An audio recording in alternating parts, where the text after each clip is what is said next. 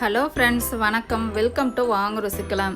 இன்றைக்கி நல்லா சுவையான பலாக்காய் பொரியல் தான் பார்க்க போகிறோம்.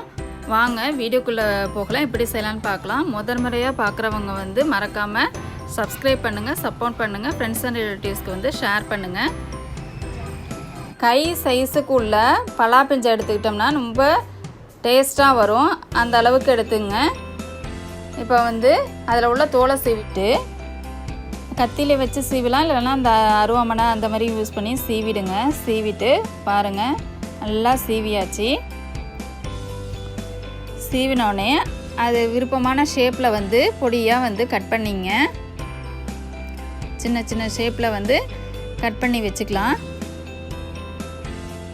இந்த பலாக்காய் பொரியல் ரொம்ப டேஸ்ட்டாக இருக்கும். ஏற்கனவே அவரைக்காய் பொரியலும் அப்லோட் பண்ணியிருக்கேன், அதையும் பாருங்கள். இப்போ குக்கரில் தண்ணியை ஊற்றிருக்கேன். தண்ணியோட அந்த பிஞ்சு பலாக்காய் அரிஞ்சு வச்சதையும் போட்டிருக்கேன். அதோட கொஞ்சமாக மிளகாத்தூள், உப்பு சேர்த்து குக்கரை மூடி வச்சிடலாம். ஒரு 4-5 விசில் விடுங்க.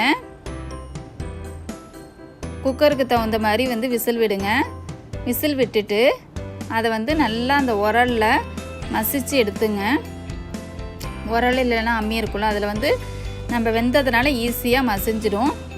வானலில் எண்ணெய் தேவையான அளவு பொரியலுக்கு தேவையான அளவு எண்ணெய் சேர்த்துங்க. அதில் கடுகு, உளுத்தம்பருப்பு, கடலைப்பருப்பு சேர்த்துங்க.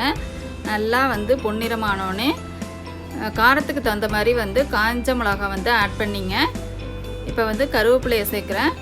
கருவேப்பிலையை சேர்த்துட்டு வெங்காயத்தை பொடியாக நறுக்கி வச்சுருக்கிற வெங்காயத்தை சேர்த்து நல்லா வதக்குங்க.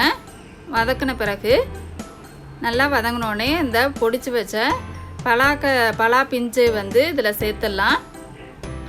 நல்லா சேர்த்துட்டு கொஞ்சமாக தண்ணி தெளித்து பரட்டி விடுங்க. பரட்டி விட்டால் நமக்கு சுவையான பிஞ்சு பலாக்காய் பொரியல் நமக்கு ரெடி ஆகிடுச்சு.